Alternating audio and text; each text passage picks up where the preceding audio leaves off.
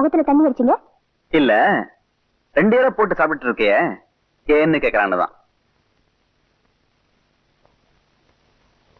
கேக்குறேன் இல்ல சொல்லு. ஒரு இலை எனக்கு, இன்னொரு இலை மாணிக்கத்துக்கு.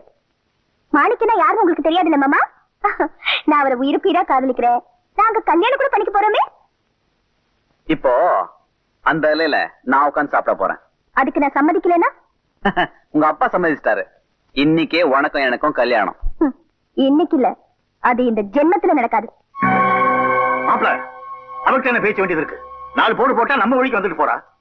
வேணாம் மாமா, ஏன் முறை பொண்ணு நான் டீல் பண்ணிக்கிறேன்.